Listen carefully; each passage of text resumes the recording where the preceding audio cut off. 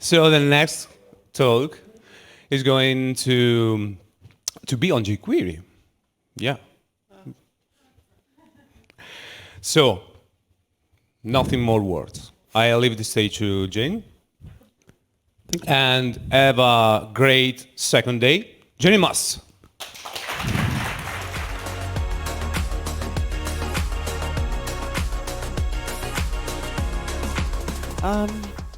So this is my third time on this stage, and I'm very happy to be back here. It's always been a wonderful community, so thank you all for being here again. As you said, my name is Jayne Mast, and I'm an engineering manager at a company called Confrere. And if you want to follow along, I have some notes, some slides on Noticed, and they will be there later as well. So yeah, my talk's called jQuery is not that, and that's fine. It's not going to be that much about jQuery, so just be prepared. Or it seemed like not everybody was going to be disappointed about not being about jQuery. So I've been a professional web developer for about 15 years. I started out as a .NET developer and moved into front-end development fairly quickly. So I've seen browsers come and go. I had lots of new libraries and frameworks popping in.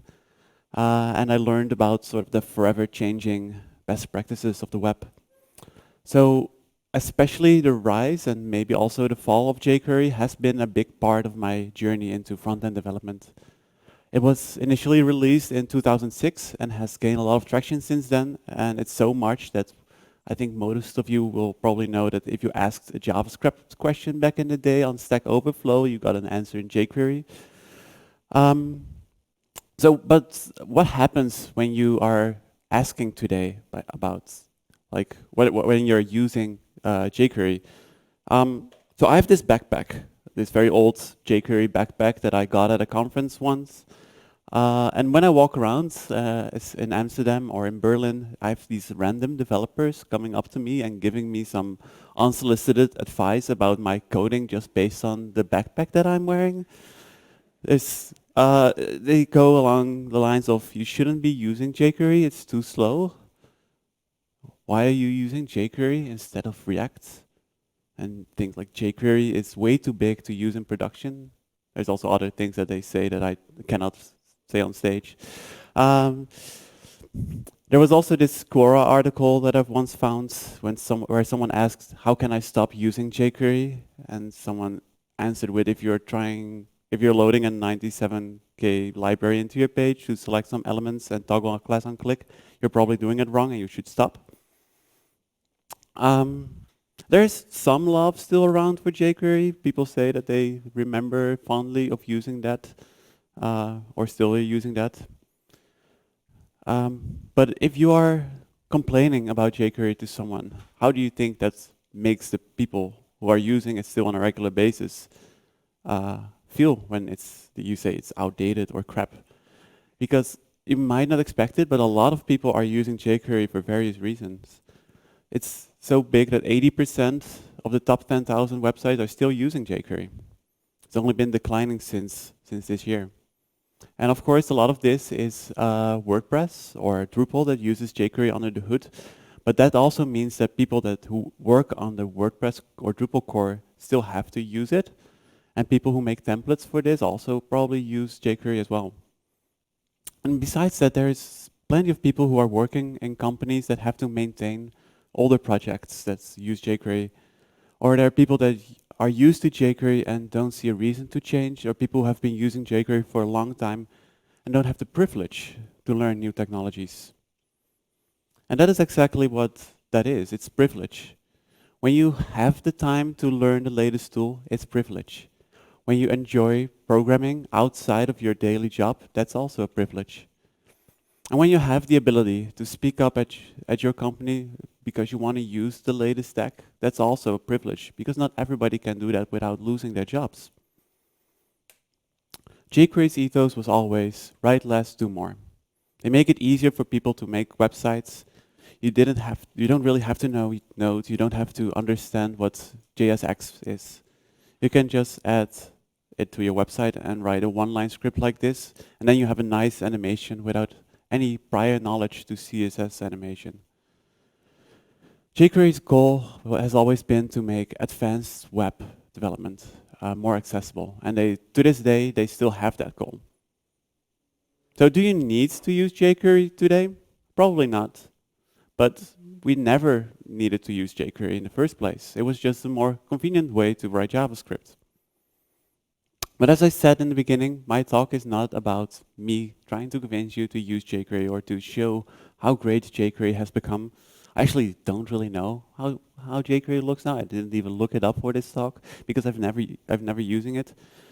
This talk is about gatekeeping. So gatekeeping is when someone takes it upon themselves to decide who does or does not have access to something.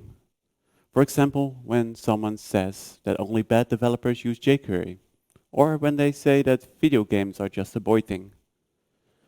But even in web development, it's not just jQuery, or with not using all the technologies.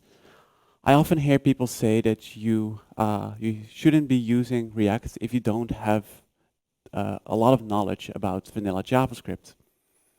Or that you shouldn't be using Tailwind or Bootstrap if you have not mastered CSS.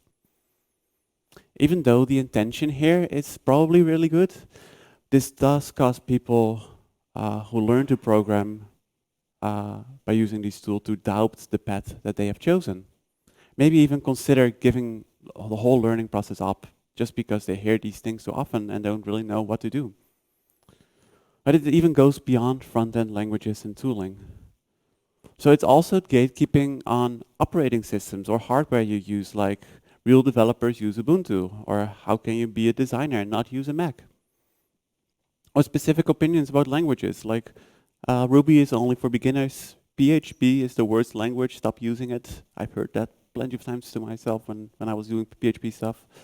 I also did Perl, by the way. Do not recommend that, but if you do, it can be fun. Or even things like stop calling HTML a programming language. I've been in discussions like this for so many times, and my main point was, why are you making a point out of this? So these things and many more like that are littering social media like Twitter and Stack Overflow, but even people on stage at conferences like this one do this unironically. But it could also be used by, it could also be your colleagues or your manager that say these things to you. As I said in the beginning, I started out being a .NET developer. But when I learned about front-end development being like an actual thing, I realized that .NET was not what I wanted to do. So I told this to my boss. I told him, instead of being a full stack developer, I want to focus on front-end and master that. Can you imagine his response? This was like 12, 13 years ago.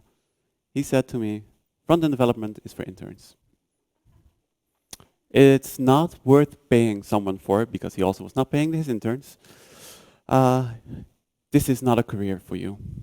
So this was kind of hurtful to me, because I had to fight for a job that I wanted, and it was not because I was trying to climb the ladder, but because my boss did not see the worth of my job. He was gatekeeping my career because he had a strong opinion about something. In the end, I did manage to convince him, but this has stayed with me for a very long time. I was always trying to prove that my job was worth something. I even got to the point where I was doing the gatekeeping myself and not allowing the rest of the developers at the company to do any front end, because I thought, like, if backend developers start doing front ends, things are going to go wrong, even though I was a backend developer just a week before that. I was also telling people not to use jQuery back when it was popular, because I said jQuery is not really JavaScript. It's not a real thing. You should be doing JavaScript, and jQuery is just making it easier but not better. Later in my career, I started believing this my own narrative, that I'm not a real developer. I was focusing on accessibility and vanilla JavaScript, and I hadn't really used Angular or React. I didn't know about state or routing, and most of the backend that I had written was like about 10 years ago. And this was largely due to a vocal part of our community who was saying that you need to be using a front-end framework to keep up with tech. And partially because of the requirements in job openings who wanted 20 years of experience in React and Kubernetes. And this made me doubt myself a lot. I didn't know how to get out of the hole that I thought I dug myself into by not learning frameworks and other new tech. And I started doing very bad at some of the job interviews that I had because I wasn't really believing in myself anymore. And it wasn't until my previous job that I regained this confidence in myself. So gatekeeping affected me professionally and mentally, and it made me think about it made me actually think about leaving the tech industry altogether at one point, because I felt like I couldn't keep up and I had to know all these things, because otherwise I wouldn't be a real front-end developer anymore. But don't get me wrong, people who are doing gatekeeping are not bad people. This is because gatekeeping is not always seen as something negative. For example, there are people who really want clear lines between front-end and back-end development, or between UX and UI design. They say that having a clear line between the two makes sure that specialisms are protected, that people who do one shouldn't be doing the other. For example, that they're afraid that if backend developers are doing front-end things, they forget about doing something like accessibility. And that may sound like a valid point, but how can we all think that we have the answer to how we should do programming? How do we know what the perfect tool is for the jobs that we do, or who should do what? Because programming has only been around for about 200 years, the web for about 30, while other fields are millennia old. For example, agriculture is more than 10,000 years old, architecture over 12,000 years, and even medicine is about 4,000 years old. Those fields are fairly stable, but even they are still arguing about how things should be done.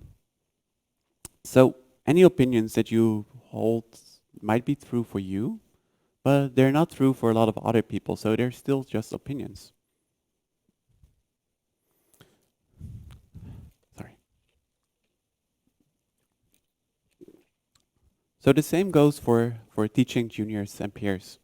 If you have learned how to write JavaScript 10 years ago, then you've probably learned it in a completely different way than how many people learn it these days. If you say that you should start with learning vanilla JavaScript because you did it that way, you hinder the learning experience and the evolution in ways of learning. I've learned about HTML5 by reading the full specification when it came out. Because I was sick and stuck in bed for a couple of months, I wouldn't be recommending people to read the full specification because it sounds ridiculously hard, and if you're not stuck in bed and very bored, you shouldn't be doing this. I forgot what my point was. Anyway, don't do that. I mean, if you try to say people that they have to learn in the way that you're learning, then you're hindering any valuable way of learning. Just like knowing how to do CSS, having said that you have to know about doing CSS grids before using Tailwind, it might sound ridiculous for the people who just started out doing Tailwind. So think about how you would want to learn today, not how you learned in the past. Ask how people want to learn and look up online to see how people teach new tools without the assumption of prior knowledge. Gatekeeping affects everyone who is trying to learn, and particularly people who are marginalized know how it is to not feel welcomed. Not welcome in a company or a team, not welcome in tech, or not welcome in society. They know how it is to have their voices suppressed. They often get asked, why don't you do it like us? With it is something privileged, and us is often people who are not marginalized. If you're being told how bad you are if you don't do something like them, this feeling of not being welcome will only increase. Just because you don't follow the same path, can't follow the same path, or have different preferences as you. So as I showed a few times already, the most common form of gatekeeping is sort of preaching an opinion. But instead of preaching, it's better to be teaching. I hate this, sorry. I'm gonna take Bootstrap as an example here. And for those who don't know, Bootstrap is a CSS framework with some bits of JavaScript to make it more easy to create websites. If you write a tweet that says you shouldn't learn CSS before doing Bootstrap, it's not very helpful. But even writing a long blog post about why you should learn CSS before doing Bootstrap is also not gonna make people feel any better. So instead of doing that, teach people how they can do things with a few lines of CSS instead of Bootstrap. That way they can make their own decision if they want to continue doing Bootstrap or write their own CSS. If you feel that people should stop using Bootstrap altogether, think of why it's that people use it in the first place. Sure, it may be big and you may not use all of it, but maybe the upside of faster development or not having to learn a lot of CSS and JavaScript outweighs that speed. If you understand the reasons to use it in the first place, then you can explain why in certain cases it might be better to avoid Bootstrap. So in this way, you're teaching and not really preaching your opinion. This is, I think, the third reference to XKCD in this conference. If you're mentoring people, try to think about how it was when you started. There are a lot of things that you assume are common knowledge that might not be known to the person you are mentoring. So this comic for XKCD is called The 10,000. It says, I try not to make fun of people for admitting they don't know things, because for each thing everyone knows by the time they're adults, every day there are on average 10,000 people in the US hearing about it for the first time. Don't assume that people know not to nest div elements or something like that, or that they know what a screen reader is, no matter the level of developer. It continues on the second panel. If I make fun of people, I train them not to tell me when they have those moments, and I miss out on the fun. If you say something like, oh, I thought all developers knew that, or yeah, you shouldn't really know that, people will avoid telling you what they know or don't, and no one is better off. All the knowledge you have, you had to learn at some point. You've been one of the lucky 10,000 more often than you think. And if you are in a position to do so, try to share the knowledge that you have. Talk to your colleagues about what you recently learned, or maybe write a blog post, or give a talk at a conference like this. Do what you feel comfortable with. Sharing knowledge, even if you think it's something everybody already knows, is always valuable. So not sharing knowledge doesn't really seem like gatekeeping, but this is what's called passive gatekeeping. If you're trying to learn something, it's difficult when you get the feeling that you're the only one figuring this thing out. When you think that you are the last one who doesn't know something. So when you see someone sharing something as simple as you can do in one-line tweet about how they recently learned something very common, the feeling that you have about being alone quickly disappears. So share whatever you can learn. Stefan Judis, who used to work at Contentful and Twilio, has a section on his website where he shares small things he learns on a day. He also tweeted about this on his account, Stefan Judis. He's a very experienced developer, but he shares these tiny tidbits every day. And sharing this knowledge not only helps people who don't know these, but also shows that everyone is always learning. And that learning is not trying to understand a whole new framework, but it could also be a CSS property that you never heard of before. Or maybe a small tool that you found that someone else made that you thought was really useful.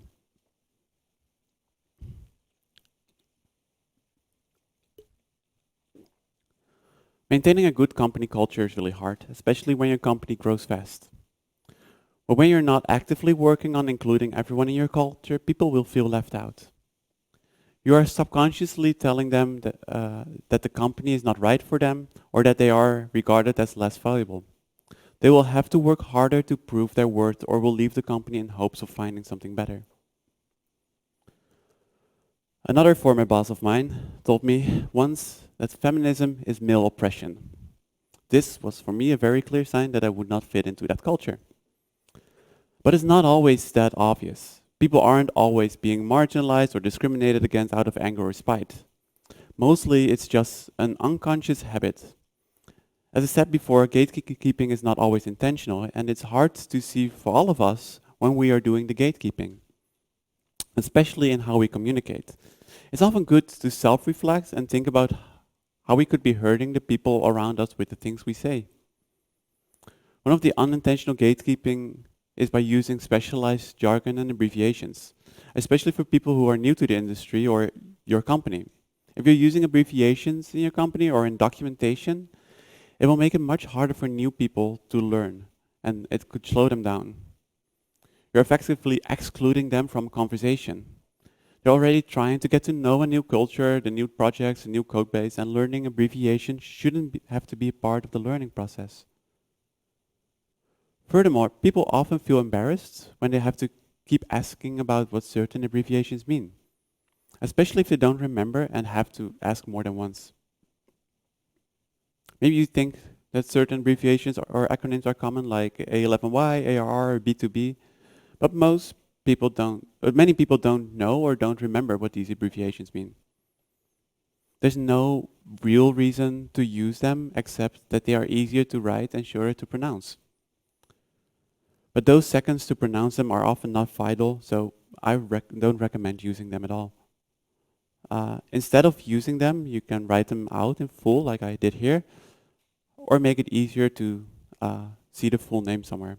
If someone else uses them in a presentation, like when you're in your company, you can ask what it means, even if you already know it, because that helps people who are embarrassed to ask.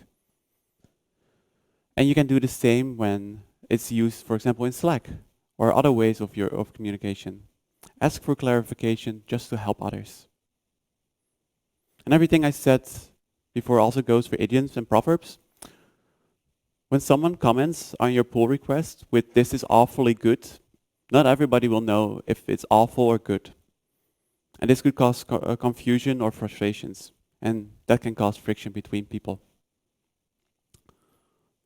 So another example for this, imagine that you are doing a stand-up with your team at a mostly American company. And one of your teammates says that today they will flotsam as possible. You have no idea what they're talking about, and you look around at the rest of the team, but nobody asks what this is about. They all seem to nod and understand. So you ignore this because you don't want to feel dumb for asking what they mean. But in the back of your mind, you are wondering if it's something that you should know.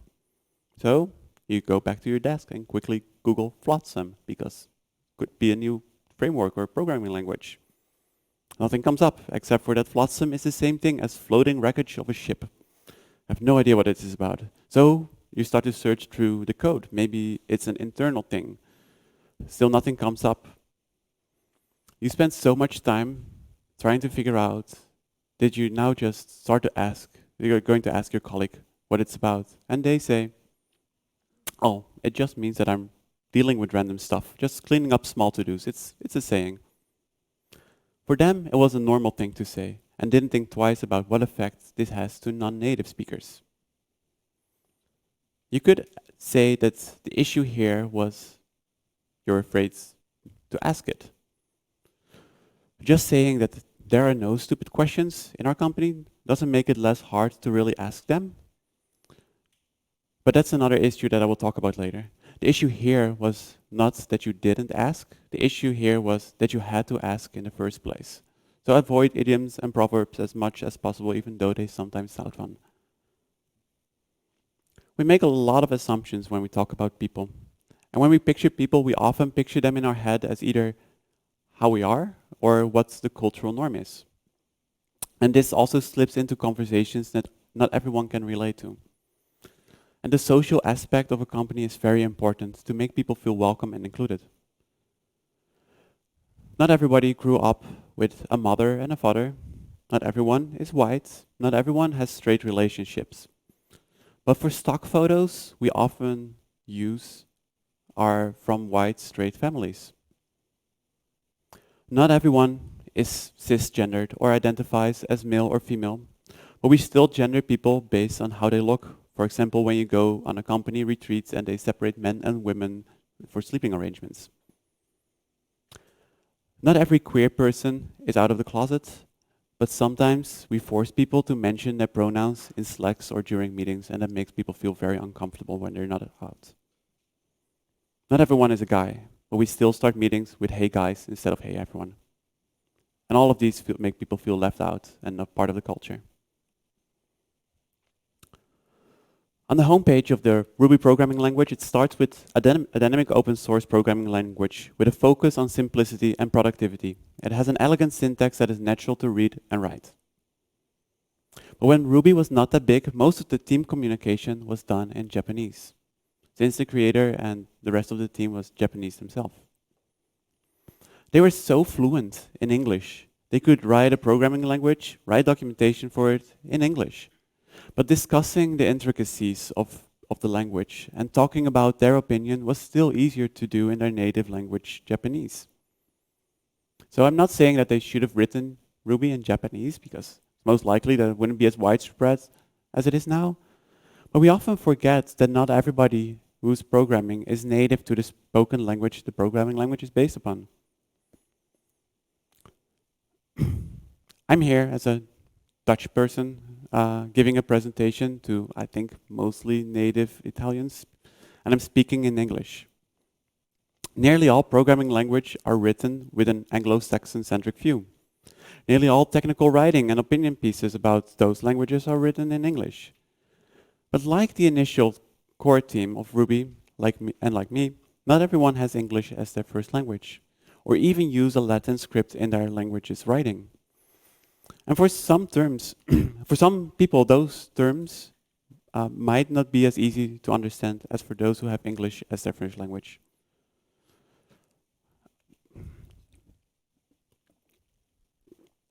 When HTML5 was first introduced, it was all about semantic HTML. Your HTML should be semantic, and for those who don't write it correctly, you are doing it wrong.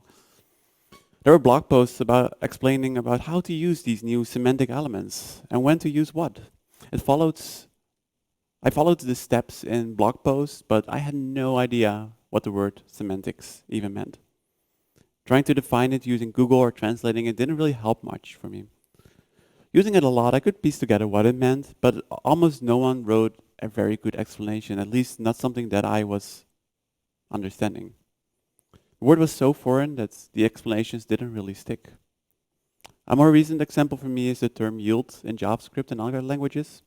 Because I don't use the word in my day-to-day English, it was hard for me to understand and remember what it meant. These are things to keep in mind when teaching people who don't necessarily have English as their first language. Don't become irritated or frustrated if you have to explain some terms more than once. Don't say, I already explained that, and move on. Try to be patient, because it's hard to simultaneously learn a new programming language and a new term in a language that's not your first. Another way to avoid gatekeeping is by being humble and recognizing your own limitations and shortcomings.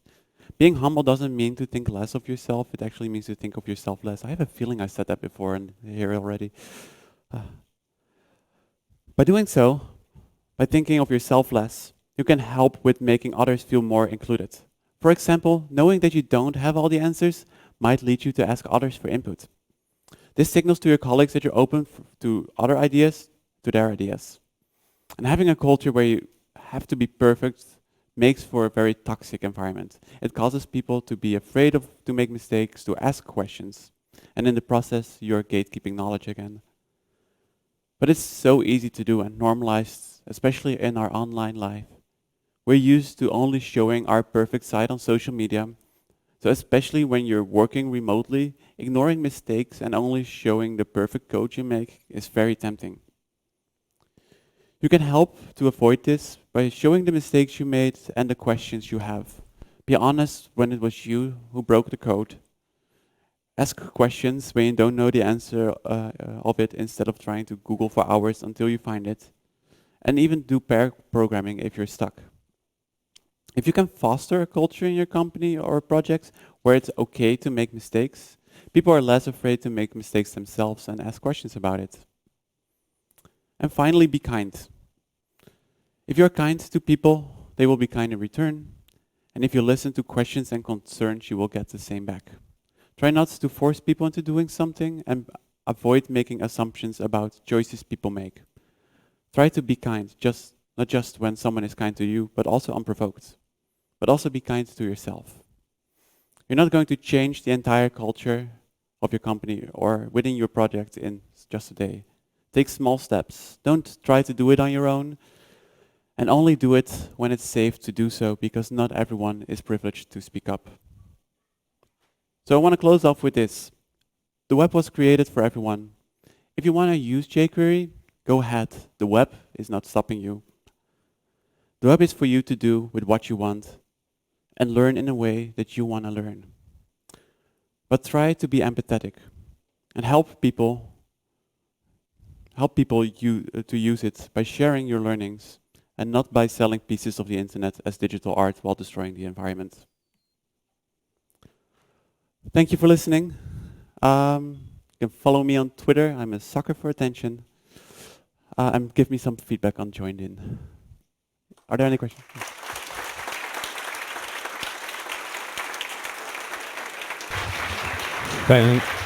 Thank you so much. Thank you. Thank you. Is there any question in the room? Yes, one here, please. Hi, thank you for the speech. I definitely agree that preaching is not the right way to say opinions. I just want to ask you a question that I think it's difficult to reply, but do you think there is a way of like positive gatekeeping? Like, for example, let's say I have a 10 years experience of something and I want to tell you avoid these mistakes right away. So I'm telling you don't do that just to avoid the mistakes, not because I'm negatively gatekeeping you. Do you think that's good or? It kind of depends on how you say this. So I would also always like if you have a reason to say that you should avoid doing this, it could be that it's because of your very specialized experience, and people might not agree with what you're saying. So it's always best to share why it is that you're saying this, and sort of do it as a learning process instead of as teaching, instead of as saying that they shouldn't be doing this. So maybe try to give a larger explanation and not just saying it in one or two sentences. This is sort of like positive gatekeeping, and that is sort of like the teaching part of it. Yeah. Teaching and then basically leave the agency to the other party to decide. Yeah, and if they, in the end, if they do decide not to listen to you because you have taught everything you know and they're still like, I don't agree, then that's up to them, of course. Yeah. Okay, thank you.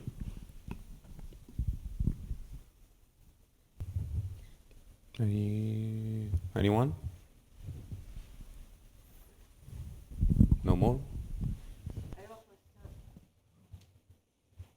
Thank you. There's a question from people attending from home, from Danny. How to act in the reverse situation when there is the possibility and the will to use new technologies, but some colleagues refuse, remaining in their comfort zone, or of, for example, jQuery, Bootstrap, etc., blocking the whole team. Yeah, that's a good one. Some people are less inclined to learn new things because they're so comfortable. For example, some people are using jQuery because they just like doing that constantly. I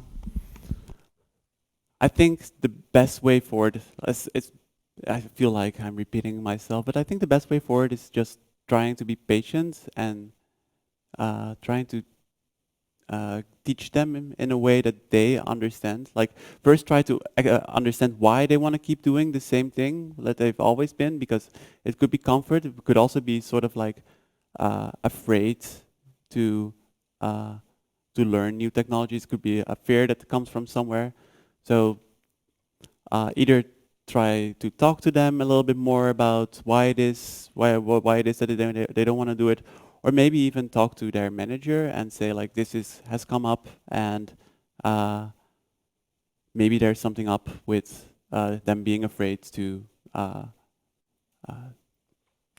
go forward. But maybe it's also because they have a very good reason that they don't want to change like to the latest and greatest technologies, because they have seen it in the past that it's often like if they have to keep changing the entire code base constantly and they don't really feel like that.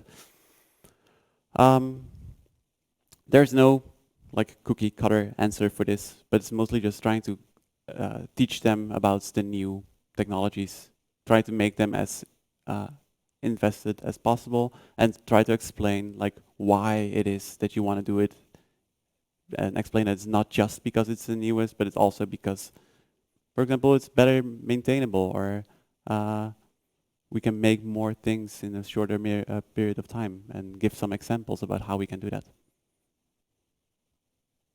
Thank you. No more question? Okay, no more question in the room, no more question on hoping. So thank you, Jayne.